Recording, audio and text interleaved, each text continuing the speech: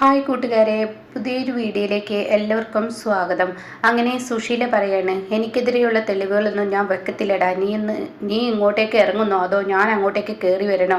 നീ നിന്റെ ഭാര്യയും കൂടി എവിടെ തിരഞ്ഞാലും ഒന്നും തന്നെ കിട്ടത്തില്ല എന്ന് പറയട്ടോ.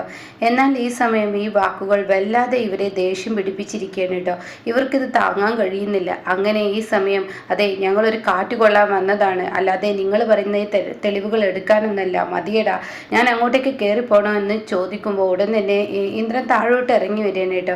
അങ്ങനെ തൻ്റെ അമ്മയുടെ ഈ വൃത്തികെട്ട സ്വഭാവം തനിക്ക് തന്നെ ദഹിക്കുന്നില്ല കേട്ടോ. ഓരോ ദിവസവും ഈ സ്വഭാവം കാണുമ്പോൾ ഭ്രാന്ത് പിടിക്കുന്ന ആ അവസ്ഥ ഇന്ദ്രന് വരികയാണ്.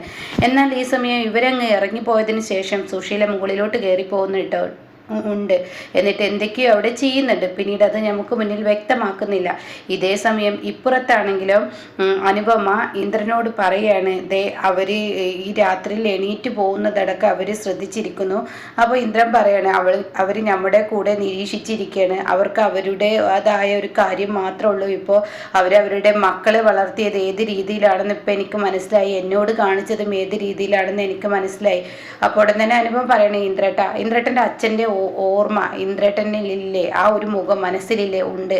എന്നാൽ അത് മതി. അത് വെച്ചിട്ട് ഇന്ദ്രേട്ടൻ്റെ ആ അച്ഛനെ കണ്ടെത്താൻ നമുക്ക് കഴിയും. അവരെന്ത് തെളിവുകൾ നശിപ്പിച്ചോട്ടെ, അതൊന്നും വിഷയമേ ഉള്ള കാര്യമല്ല. അപ്പം അതുകൊണ്ട് ഇന്ദ്രേട്ടൻ്റെ അച്ഛനെ കണ്ടെത്തണമെന്ന് പറയുമ്പോൾ അതെൻ്റെ ആവശ്യമാണെന്ന് എനിക്കറിയാം. എൻ്റെ അച്ഛനെ എനിക്ക് കണ്ടെത്തിയേ പറ്റുള്ളൂ. അത് കേട്ടോടെ തന്നെ അനുഭവം പറയണേ, എന്നാലാണ് ഇതിനുള്ള ഒരു വഴിത്തിരിവുണ്ടാവുള്ളൂ. അപ്പം ഇന്ദ്രൻ പറയണേ, ആ മനുഷ്യൻ കാരണമാണ് ഇന്ന് എനിക്ക് ഈ പെടാപാടൊക്കെ ഉണ്ടായത്. ആ മനുഷ്യൻ പോയതിൽ പിന്നെ അവരെന്നോട് കാണിച്ച ഓരോ പ്രവൃത്തികളും ഇന്നും എൻ്റെ മനസ്സിൽ ഓർമ്മയായി തന്നെ നിൽക്കുന്നു. ഒരിക്കലും മറക്കാൻ കഴിയാത്ത ആ ഓർമ്മയാണെന്ന് പറയട്ടോ. അപ്പോൾ ഈ സമയം ആ കഥ അനുപമക്ക് പറഞ്ഞു കൊടുക്കുകയാണ്. സത്യനും സോനയും തൻ്റെ ഏട്ടനെയും കാട്ടുമ്പുറത്തൊടുങ്ങിയിരിക്കുമ്പോൾ സുശീല ചോദിക്കുകയാണ്, നിൻ്റെ ഏട്ടൻ എവിടെയടി?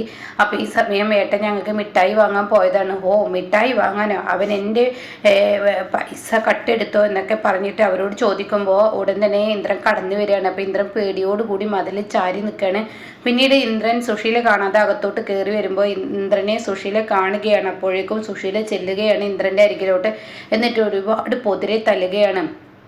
മര്യാദക്ക് പറയടാ, നിന്റെ കയ്യിൽ പണം ഉണ്ടടാ? അപ്പം ഇന്ദ്രൻ ചോദിക്കട്ടെ, ഇല്ല, എൻ്റെ കയ്യിൽ പണം ഇല്ല എന്ന് പറയട്ടോ. അപ്പം അത് കേട്ട ഉടനെ സുശീല വീണ്ടും ചോദിക്കുകയാണ്, പണം ഉണ്ടെങ്കിൽ ഇങ്ങോട്ട് കാട്ടറാ, ഞാൻ നിന്നെ തപ്പി നോക്കട്ടെ എന്നൊക്കെ പറഞ്ഞ് കാലിലും കയ്യിലൊക്കെ ഒരുപാട് ഇന്ദ്രനായിട്ട് അടിക്കുകയാണ് കേട്ടോ. ആ സമയം ഇന്ദ്രൻ ഒന്നും മിണ്ടാതെ നിൽക്കുകയാണ്. പിന്നീട് ഇന്ദ്രൻ്റെ കയ്യിൽ നിന്നും ആ പോക്കറ്റിൽ നിന്നും പണം എടുക്കുകയാണ്. ഇത് കാണുന്ന സുശീലക്ക് ദേഷ്യം പിടിക്കുകയാണ്. അങ്ങനെ ആ പണം 200 രൂപയാണെന്ന് കാണുമ്പോൾ, എടാ നിൻ്റെ കയ്യിൽ 200 രൂപ, ഇത്രയും പണം നിനക്ക് എവിടുന്ന് കിട്ടി എന്നൊക്കെ പറഞ്ഞ് സുശീല വീണ്ടും ഒച്ചയെടുക്കുമ്പോൾ ഇന്ദ്രൻ പറയാണ്, ദേ ഞാൻ കട്ടതല്ല, എടാ പോലീസ് വരുവോടാ നിന്നെ തിരക്കി, ഇനിയിപ്പോൾ മനുഷ്യന് പോലീസിൻ്റെ മുന്നിൽ പിടികൊടുക്കേണ്ടി വരുമോ എന്നൊക്കെ ചോദിക്കുകയാണ് കേട്ടോ. അപ്പോൾ ഈ സമയം ഇന്ദ്രൻ പറയുന്നുണ്ട്, ഇത് കട്ടതല്ല, പിന്നെ ഇത് ഒരിക്കലും കക്കത്തില്ല, ഇത് ഞാൻ ഉണ്ടാക്കിയതാണ്. നീ എങ്ങനെ ഉണ്ടാക്കാനാടാ? ഞാൻ പണിയെടുത്ത് ഉണ്ടാക്കിയതാണ്, ഞാൻ അധ്വാനിച്ചുണ്ടാക്കിയതാണ്. നീ അധ്വാനിക്കാനോ? അതെ അമ്മ, ഇനി പണിക്ക് പോകണ്ട, ഇനി ഞാൻ നോക്കിക്കൊള്ളാം ഈ കുടുംബം എന്ന് പറയാൻ കേട്ടോ. ഇത് കേൾക്കുന്നതിനോട് കൂടി സുശീല ചോദിക്കുകയാണ്, എന്താടാ നീ പറയുന്നത്? നിന്നെ പോലെ ഒരു കൊച്ചിന് പണിയെടുക്കാനേ ആരെങ്കിലും പണി തരുമോ എന്നൊക്കെ ഇങ്ങനെ ചോദിക്കുകയാണ് കേട്ടോ. ആ സമയം ഇന്ദ്രൻ പറയണേ, അതെ ഞാൻ പണിയെടുത്തുണ്ടാക്കിയാണ്. എടാ നീ ഇവിടെ പോലീസിനെ കയറ്റാനുള്ള പരിപാടിയാണോ? അല്ല, ഞാനിത് പണിയെടുത്തുണ്ടാക്കിയ സമ്പാദ്യമാണെന്ന് വീണ്ടും ആവർത്തിക്കും. ആരുടെ കടയിൽ എവിടെ നീ പണിയെടുത്തു എന്ന് ചോദിക്കുകയാണ് കേട്ടോ. ഇത് കേട്ട ഉടനെ ഇന്ദ്രൻ പറയുകയാണ്, സച്ചി സാറിൻ്റെ കമ്പനിയിൽ ഞാൻ പണിയെടുത്തുണ്ടാക്കിയ ആ ഒരു പണമാണ്. അപ്പോൾ അവർ എന്നും വരികയാണെങ്കിൽ എനിക്ക് ഈ പണം തരാം എന്ന് പറഞ്ഞു എന്ന് പറയും കേട്ടോ. അതുകൊണ്ട് ഇനി അമ്മ പണിക്ക് പോണ്ട എന്ന് പറയണം. ഇത് കേൾക്കുന്ന സുശീലക്ക് ഒത്തിരി ഇഷ്ടമാവുകയാണ് ഇന്ദ്രനെ. അങ്ങനെ ഇന്ദ്രനെ സ്നേഹത്തോടു കൂടി തൻ്റെ നെഞ്ചോട് ചേർത്ത് പിടിക്കിച്ച് ഒരു ഉമ്മയൊക്കെ കൊടുത്ത് തലോടുകയാണ്. അപ്പോൾ സച്ചി സാറ് കുറേ മിഠായി എനിക്ക് തന്നു എന്നൊക്കെ എന്നെ പറയും കേട്ടോ.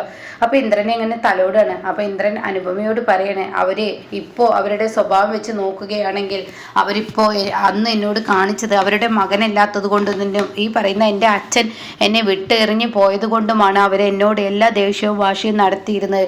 എന്നാൽ അവരുടെ 2 മക്കളുണ്ട്. ആ 2 മക്കളെ ഒരു കുത്തി നോവിക്കുക പോലും അമ്മ ചെയ്തിട്ടില്ല, അവർ ചെയ്തിട്ടില്ല എന്നൊക്കെ പറയും കേട്ടോ. പിന്നീട് ഇന്ദ്രൻ്റെ പഴയ കാലം തന്നെയാണ് ഇന്ദ്രൻ പറയുന്നത്. അതായത് ഇന്ദ്രന് വേദന സഹിക്കുന്നില്ല, രാത്രി ഉറക്കത്തിൽ വേദന സഹിക്കാതെ ഇങ്ങനെ കാലൊക്കെ തിരുമുന്ന സമയത്ത് സുശീല കയറി വരികയാണ്. അപ്പോൾ താൻ പേടിച്ചിട്ട് വേഗം കിടന്നുറങ്ങാണ്. അപ്പോഴേക്കും സുശീല ഇന്ദ്രൻ്റെ അരികിലോട്ട് വന്ന് ഇന്ദ്രനെ ഇങ്ങനെ തലോടുകയാണ് കേട്ടോ. അങ്ങനെ അനുപമയോട് പറയണം, അവർക്ക് ഞാൻ പണം കൊണ്ടുവരുന്ന സമയത്തും അവർ വെട്ടാൻ പറയുമ്പോൾ വെട്ടുന്ന സമയത്തും കുത്താൻ കുത്തുന്ന സമയത്തും അവരെന്നെ വളർത്തിയത് തന്നെ അങ്ങനെയാണ്. അതായത് എനിക്കിഷ്ടമില്ലാത്തൊരു പ്രവൃത്തി ആര് ചെയ്യുന്നത് കണ്ടാലും അപ്പം നീ തിരിച്ചടിക്കണം ഇന്ദ്ര എന്ന് പറഞ്ഞുള്ള ആ ഒരു ലെവലിലാണ് എന്നെ അവർ വളർത്തിയത്. അങ്ങനെയാണ് ഞാൻ ഇത്രയും നാളും വളർന്നത്. അതുകൊണ്ട് തന്നെ എൻ്റെ അച്ഛൻ എന്നെ ഉപേക്ഷിച്ച് പോയപ്പോൾ ഞാൻ അവരുടെ മകനില്ലാത്തത് കൊണ്ടാണ് അവരെന്നെ ഒരുപാട് പീഡിപ്പിച്ചിട്ടുണ്ട്. അപ്പോൾ അച്ഛനെ കണ്ടെത്തുക, എന്നിട്ട് അവരുടെ മുഖത്ത് നോക്കി ചോദിക്കണം, സ്വന്തം അമ്മ അല്ലെങ്കിൽ എന്നെ അവരുടെ അടുത്ത് ഇട്ടിട്ട് എന്തിനു നിങ്ങൾ പോയി എന്ന് എനിക്ക് ചോദിക്കണം എന്നൊക്കെ പറയുമ്പോൾ അനുഭവം പറയണേ അതൊന്നും ചോദിക്കേണ്ട ഇന്ദ്രട്ട, കാരണം അതിന് കാരണക്കാരി നിങ്ങളുടെ ഈ അമ്മ തന്നെയാണോ എന്ന് പറയാൻ പറ്റത്തില്ല. അപ്പം ഇന്ന് എൻ്റെ കാര്യം ആലോചിച്ച് നോക്ക്. അവരുടെ വാശി, അവർ വെറുക്കുന്ന വ്യക്തിയെ അവരെങ്ങനെയെങ്കിലും ഇവിടെ നിന്ന് ഓടിക്കും. അതിനെ അവരെ ഉപയോഗിച്ച തന്ത്രം നോക്ക്. എൻ്റെ കൈ വരെ പൊളിഞ്ഞു. അതുപോലെ നിങ്ങളുടെ അച്ഛനോട് അവരങ്ങനെ ചെയ്തിട്ടുണ്ടെങ്കിലും. അപ്പം അത് കേട്ട ഇന്ദ്രൻ പറയണേ, അച്ഛൻ ഞങ്ങളെ ഒരിക്കലും സ്നേഹിച്ചിട്ടില്ല. ഞങ്ങളെ സ്നേഹിക്കുന്നതായി കണ്ടിട്ടുള്ളത് ഞങ്ങളുടെ അമ്മ തന്നെയാണ്. അപ്പോൾ ഈ പറയുന്ന അവർ തന്നെയാണ് എന്നെ സ്നേഹിച്ചിട്ടായിട്ട് കണ്ടിട്ടുള്ളത്. അച്ഛൻ്റെ ഒരു തലോടൽ കിട്ടിയിട്ടില്ല എന്ന് പറയട്ടോ. ഇതേ സമയം ഉടൻ തന്നെ പറയാണ്, നിങ്ങളോടൊക്കെ എങ്ങനെ പ്രവർത്തിച്ചെങ്കിൽ ആ മനുഷ്യനോട് എങ്ങനെയൊക്കെ പ്രവർത്തിച്ചിട്ടുണ്ടാവും എന്ന് ഇന്ദ്രേട്ട ഒന്ന് ആലോചിച്ച് നോക്കുക എന്ന അനുഭവം പറയാണ്. അപ്പോൾ അതിനുള്ളിൽ എന്തോ ഒരു ചതിയുണ്ട്, അത് ഉറപ്പാണ്. അത് ഇന്ദ്രേട്ടൻ ഒന്ന് ആലോചിക്കുന്നത് നല്ലതാണെന്ന് പറയാം കേട്ടോ.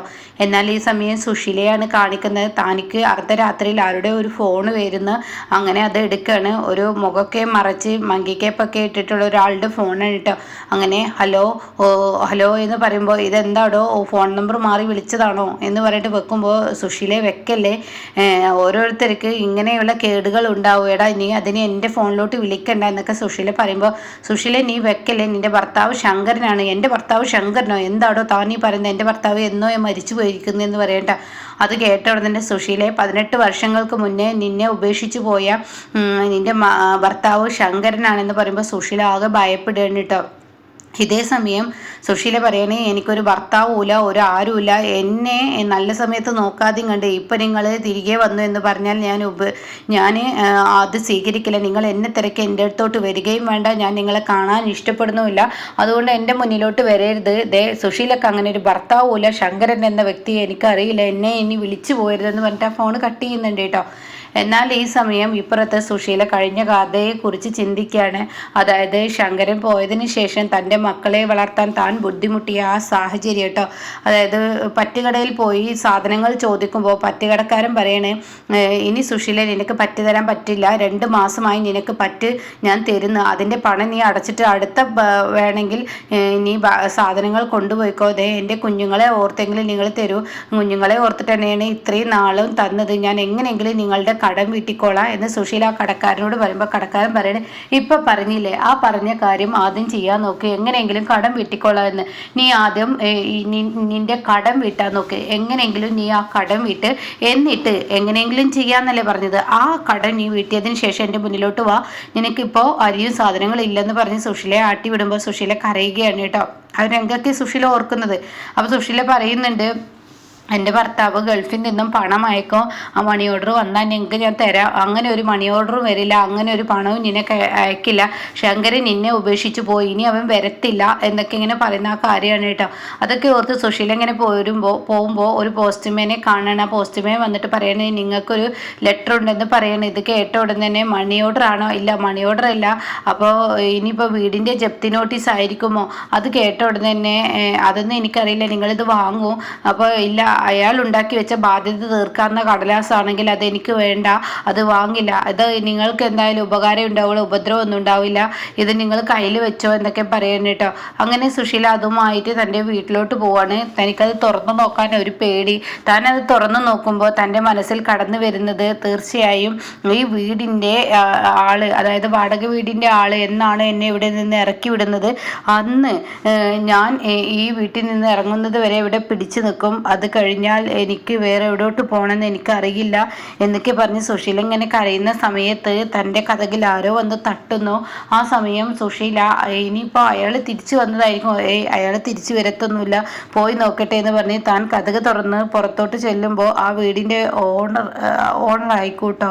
അപ്പോൾ ഈ ഓണർ ചോദിക്കുകയാണ്, സുശീൽ ചോദിക്കുക വീട്ടുടമയോട്, അല്ല നിങ്ങൾ എന്താ ഈ അസമയത്ത്? അതേ സുശീല, അസമയത്തല്ലേ വരാൻ പറ്റത്തുള്ളൂ. പകൽ വന്ന ആൾക്കാർ പറയില്ലേ നീയും മക്കളും താമസിക്കുന്ന നിന്നെ ഞാൻ ഇവിടെ ഇട്ട് ബുദ്ധിമുട്ടിച്ചു എന്ന്. അപ്പം അത് പറയാതിരിക്കാനാണ് ഈ അസമയത്ത് വന്നിരിക്കുന്നതെന്ന് പറഞ്ഞിട്ട് സുശീലയോട് അടുത്ത് പെരുമാറുന്ന ആ ഒരു സീനിലാണ് കേട്ടോ എപ്പിസോഡ് നിർത്തിയിരിക്കുന്നത്.